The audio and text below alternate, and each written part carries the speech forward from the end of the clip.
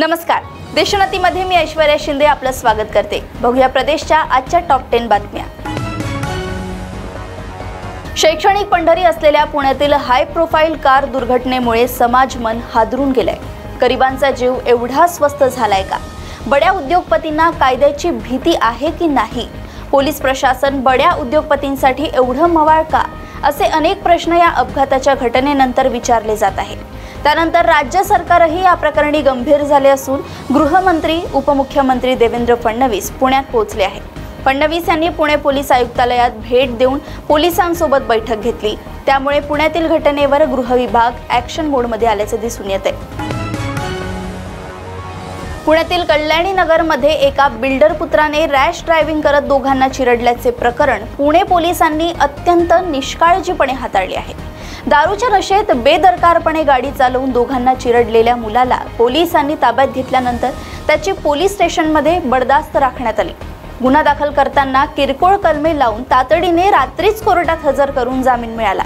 या प्रकरणी पोलिसांची भूमिका संशयास्पद दिसत असून अपघात प्रकरण दडपणाऱ्या पोलीस अधिकाऱ्यांवर गुन्हे दाखल करून कडक कारवाई करावी अशी मागणी काँग्रेसचे मुख्य प्रवक्ते अतुल लोंढे यांनी केली आहे। राज्यातील 5व्या टप्प्यात मतदानाची टक्केवारी घटली। त्यामध्ये मतदान प्रक्रियेतील संथपणा कारणीभूत होता। याची चौकशी करण्याचे मुख्यमंत्री एकनाथ शिंदे यांनी राज्याचे मुख्य सचिवांना आदेश दिले। मुख्यमंत्री एकनाथ शिंदे यांनी मतदान प्रक्रियेदरम्यान आलेल्या अनेक तक्रारींची गंभीर दखल घेतली आहे। 5व्या टप्प्यातील मतदान प्रक्रियेची प्रशासनाने पुरेशी काळजी घेतली नव्हती का? मतदान टक्केवारी कमी का झाली? प्रशासन कुठे कमी पडले? याची तात्काळ चौकशी करण्याचे मुख्यमंत्र्यांचे आदेश आहेत। साधी सरपंच पदाची निवडणूकही न लढवलेले संजय राऊत निवडणुकीवर बोलतात आणि उद्धव ठाकरे शेंबड्यासारखे रडताना दिसले असं म्हणत भाजप आमदार नितेश राणेंनी टीकास्त्र डागलंय। तसेच ठाकरेंची पत्रकार परिषद आणि राऊतांचं रडगाणं पाहून पुन्हा मोदीच येणार असंही नितेश राणे म्हणाले आहे। त्यासोबतच ठाकरे कुटुंबाचे पासपोर्ट जप्त करावेत। 4 जून नंतर ते कुटुंब लंडनला पळण्याच्या तयारीत आहे असंही नितेश राणे म्हणाले आहेत। महाराष्ट्र राज्य माध्यमिक आणि उच्च माध्यमिक शिक्षण मंडळाच्या इयत्ता 12वीच्या नागपूर विभागाचा निकाल 92.12% इतका लागलाय। मागील वर्षाच्या तुलनेत 1.77% निकालात वाढ झाली आहे। परंतु राज्यात नागपूर विभाग 8व्या क्रमांकावरच आहे। नागपूर विभागामध्ये गोंदिया जिल्हा 95.24% अव्वल ठरलाय, तर वर्धा जिल्ह्याचा निकाल 89.40% सर्वात कमी आहे।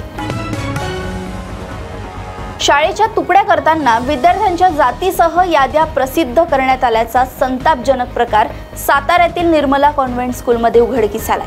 यानंतर शाळेच्या निषेधार्थ विविध संघटनांसह पालकांनी आंदोलन केले। जिल्हाधिकारी जितेंद्र डुडी यांनी याबाबत चौकशीचा आदेश दिलाय। हिंदुत्ववादी संघटना आक्रमक झाल्या असून त्यांनी बंद शाळेच्या फटकाला निषेधाचे पत्र लावत आंदोलन केले। लोकसभा निवडणुकीचे राज्यातील 5व्या आणि अंतिम टप्प्यातील मतदान सोमवारी पार पडले। आता 4 जूनला लोकसभा निवडणुकीचा निकाल जाहीर होईल। मात्र त्यापूर्वीच महायुतीमध्ये वादाची ठिणगी पडली आहे। शिंदे गटाचे मावळ लोकसभा मतदारसंघातील उमेदवार श्रीरंग बारणे यांनी अजित पवार गटावर गंभीर आरोप करत आपल्या मनातील खंत बोलून दाखवली आहे। नाशिक आणि दिंडोरी लोकसभा मतदारसंघासाठी सोमवारी मतदान प्रक्रिया पार पडली। दिंडोरीत 2019च्या तुलनेत कमी म्हणजेच 62.66% मतदान झाले, तर नाशिक मतदारसंघात मतदानाचा टक्का वाढला असून 57.10% मतदानाची नोंद झाली आहे। मतदान होताच ईव्हीएम आणि इतर साहित्य घेऊन अधिकारी कर्मचारी नाशिक शहरातील अंबड वेअरहाऊसमध्ये दाखल होत असून येथे स्ट्रॉंग रूम तयार करण्यात आली आहे। कुठलाही अनुचित प्रकार घडू नये यासाठी नाशिक पोलिसांकडून येथे 3 स्तरीय बंदोबस्त देण्यात आले। तसेच हा संपूर्ण परिसरावर 4ही बाजूंनी सीसीटीव्ही कॅमेऱ्यांची नजर असणार आहे।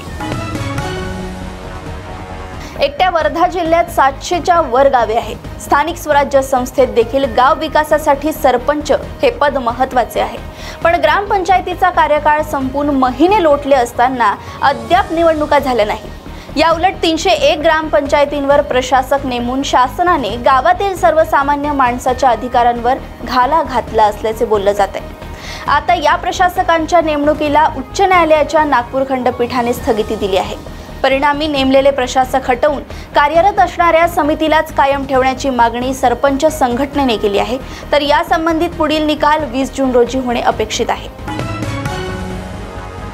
सचिन तेंडुलकर यांनी ऑनलाईन रमीची जाहिरात बंद करावी किंवा भारतरत्न पुरस्कार सोडावा, नाहीतर 6 किंवा 7 तारखेला तेंडुलकर यांच्या घरासमोर त्यांचा पुतळा जाळणार असा इशारा प्रहार जनशक्ती पक्षाचे नेते माजी मंत्री बच्चू कडूंनी दिलाय।